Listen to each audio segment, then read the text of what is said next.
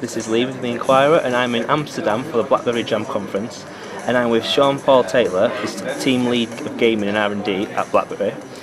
Shaun's going to show us a bit of how they've added new abilities to the Blackberry 10 platform. Would you like to show us what's going on here? Hi. So I'm going to be showing you first of all a little demo. This here is a device. It's called the Steelseries Free. It's a Bluetooth device. You just pair it during the settings in the Bluetooth as normal. And this is a little demo app that you can see I have basically gamepad control here. And so you can imagine obviously people aren't going to be playing with it like this. They're going to hook it up with an HDMI cable onto their TV and sit back on their couch and play some games. So yeah, I mean, ooh, nice little break there. So I'll just swipe that up. So obviously, you know, integrating something like a gamepad, you have to really work with the partners, the hardware vendors. You also have to be working with the game developers. So that's why we're out here letting people know about the unique abilities. Historically in the past, people use HID. It's an interface that's a little bit confusing to use in the kind of the desktop environment in the console world, and usually it's quite difficult to integrate gamepads on. So what Blackberry did is we realized that, and this is really the first time that it's available on any mobile platform, is to have an actual API that supports all the buttons, the analog sticks, and things like D-pad buttons and triggers, so that you can actually query that data off of the actual device that's coming through on the standard event system that we already support on the platform. And then the game developer can really target, if they have a gamepad game, on how they want to react to the response of those. So you can imagine that we're going to really create a alignment with the trend that's going on in the market already with console systems like I/O, or people, because of the fact that there was the lack of that on Android, people are going out and actually trying to make even tiny little Android game boxes. Well, with Blackberry now, you'll be able to basically take the game, hook it up to your TV, sit back on your couch, get really enthusiastic about your game, and play in a high quality control mechanism.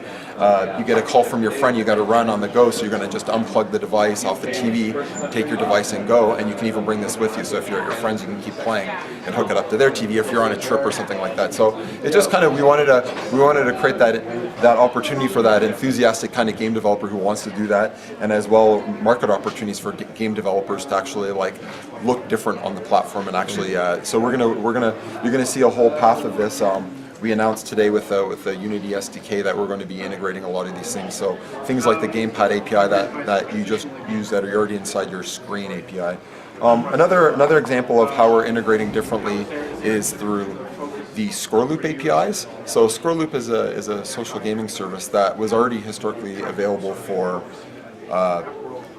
Android and iOS before the acquisition, when RIM had purchased Score Loop and brought them into the portfolio and all their services. So now when we've added these APIs onto the platform, it makes it that you can actually write and use the game services and actually be able to basically see the challenges of your friends on other devices, not only Blackberries. So that's quite powerful. We realize that social gaming spans across just the device that you like, but potentially you want to understand how your friends are doing, and that may be on another platform as well. So only Score Loop is going to be able to do that. You know, iOS has Game Center, but you can only see your friends' scores in Game Center on a Game Center actually device. So do you think that this new ability of gaming unique to Blackberry will help push sales for Blackberry Z10? Well, I think it would, but because I mean, there's a lot of people in the past that they wanted things like that. They really like social gaming, and you know, Android doesn't really have that at all right now. But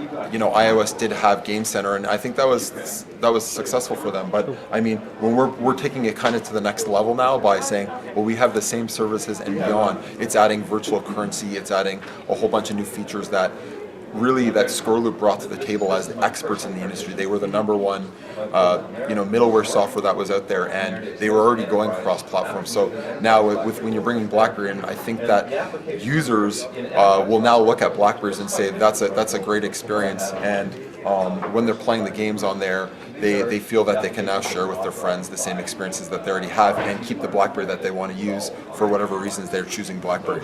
And when do you think we're likely to see this rolled out to the masses? Well, there's already lots of like top games today, so like Cut the Rope as an example. There's a ton of score loop games that are already out there today. People aren't totally aware, but one of the things that you'll notice now inside the BlackBerry is we have a, swipe over here, we have a Games app. So inside the Games app, you're basically going to have basically your profile, your top games, and messages streaming. You're going to have your friends, and you're going to have games. So really with this, yeah, and the network's a little dodgy right now at the show.